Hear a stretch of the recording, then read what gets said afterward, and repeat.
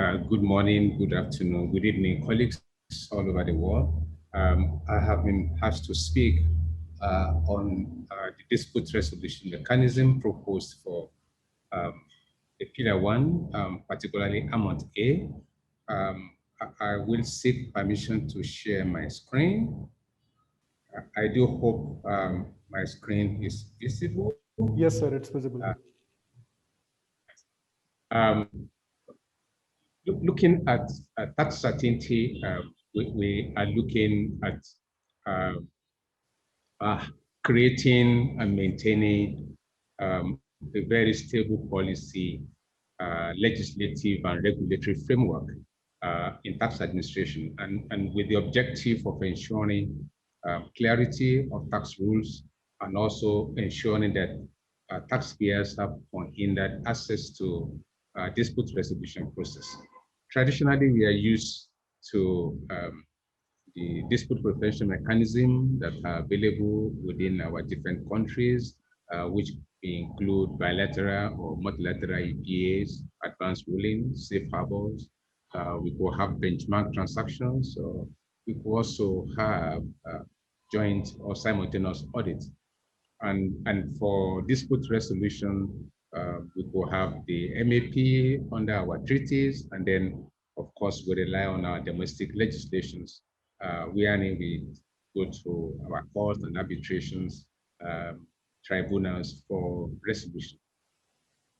What we have under the Pillar 1, particularly the Amount A, is to shift to a multilateral arrangement, particularly that we secure the determination and allocation of Amount A, which is based on a formulary approach, and then to also avoid disputes in the areas relating to marketing, distribution, and all other cases that may be linked with Amount A. Now, the architecture of the proposed tax certainty mechanism or dispute resolution mechanism for Pillar 1 are broken into two.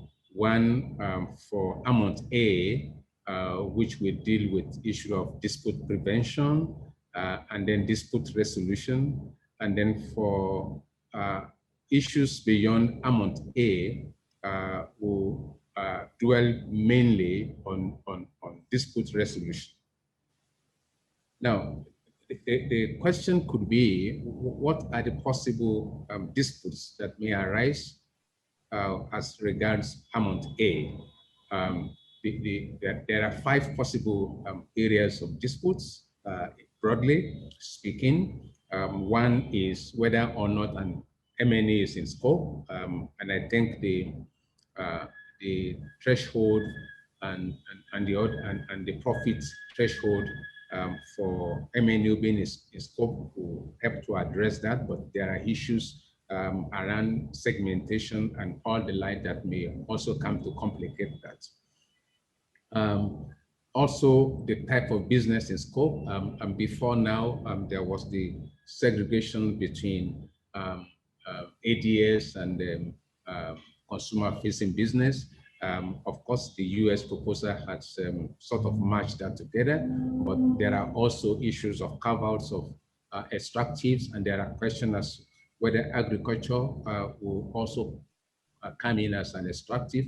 There are issues of possible financial services. All of this could create disputes. And then the allocation of costs, joint costs, particularly losses to be carried forward. All of this could present disputes. Existence of tax nexus. Of course, this again is based on the amount of in-country turnover, but then there could be dispute if there are differentiation between the in-country nexus tax turnover for different countries. Then there could be this to also have some measure of dispute, and then finally the issue of relieving or paying entity of Amount A may also present some dispute. Now, for Amount A, the tax certainty is broken largely into two One is the early certainty process, which is mainly a dispute prevention mechanism, wherein there are panels, review panels, determination panels that are going to be set up under the multilateral agreement. And then the latter part of it is where there are disputes, and this is where the proposal is to have a binding, a mandatory binding mechanism, wherein pronouncement of the arbitration will become binding on the relevant jurisdictions that are part of the inclusive framework. I think for the early certainty process, there are specific issues of scope of that mechanism, which would limit itself to determination of whether or not an M&E group is in scope of amount A, whether the determination of the M&E's group allocation of amount A is agreeable, confirming, paying, and relieving entities. This will be the scope of the early taxing the certainty process. And then, of course, the review panel, which are made up of members of developed economies and developing economies to review the tax returns of M&Es, and then where there are disputes, to submit position paper. And then we have the determination panel, again made up of developed and developing economies, and then they will be determining dispute arising based on position paper provided by the review panel. And of course, the decision of the determination panel will be binding on the jurisdiction if that jurisdiction is an inclusive framework member. Now, with respect to the mandatory binding dispute resolution, it's going to be mandatory for all inclusive framework members, and the outcome is going to be binding on those members. However, the process is not yet fully defined, not fully agreed, and so the details are still being awaited as to what will constitute this process, this mechanism, but there are mooted suggestions that this will be by way of arbitration.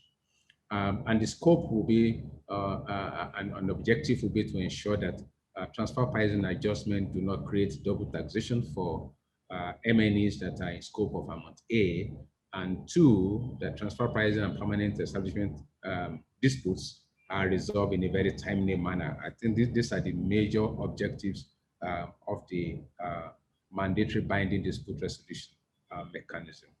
I think this is where I think the major issue is, and that is, what are the concerns of developing countries? As regards amount A determination and tax certainty, there are concerns that the composition of the various panels are skewed against developing countries. And I think this is a very serious concern for developing countries. Two is the proposal from developing countries, particularly from Africa, via ETAF, wherein suggestion was made to carve out developing economies that have no or very few map cases from this arbitral process. And also there's the challenge for developing countries that the mandatory binding mechanism may not serve the interests of developing countries. And when we look at tax certainty beyond amount A, the concerns are that determination of transfer pricing issues may now be based or be linked to amount A, instead of looking at those issues on the basis of the Hamilton principle, on the basis of the facts and circumstances of each case. Amount A will become a sort of a paintbrush on which determination of TP issues will now be based. There are also the problem that MEP cases will not be allowed to run its course, because then you may find that a party may decide to run to arbitration, while the process for MAP are still not yet fully exploited. And finally, there is the possible effects of what happens to national tax sovereignty, where internal or domestic transfer pricing cases have to be taken to international arbitration. These are the concerns when we take dispute resolution beyond amount A. And then finally, with respect to the proposed or the mooted mandatory binding dispute resolution mechanism, there are specific concerns in developing countries, and particularly in Africa. There are countries that have constitutional limitations that will not enable them to submit the revenue of their governments to arbitration in other lands. And I think this is one issue that had largely been ignored in the current discussions. There's also the concern of the fairness of the system. And I think quite a number of countries have had one story or the other to tell about international arbitration. Nigeria had one not long ago, which was really very a difficult one to explain for a reason, the kind of award that was given against Nigeria. And so there are concerns in developing countries that if they have to submit their revenue to such a process, there are no assurance of fairness in the awards that will be coming from this process. And then the third issue for developing countries are the issue of manpower and resources that are well experienced in arbitral processes, particularly when such arbitral processes are not based on the domestic legislations of those countries. And so this is one of the major concerns of developing countries. And finally, having to run in arbitration in international setting costs a lot of money.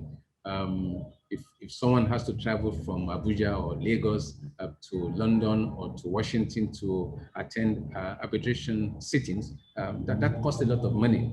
And so where the tax revenue is not big enough to warrant such a cost, the option usually that will be opened is to forgo the tax instead of following the principle that should determine the tax. These are the major concerns that developing countries have with the proposals as to the tax certainty being proposed with respect to Pillar 1, and particularly issues that have to do beyond amount A, and then the idea of the mandatory binding dispute resolution. I think I will stop here, Abdul. Thank you very much for listening.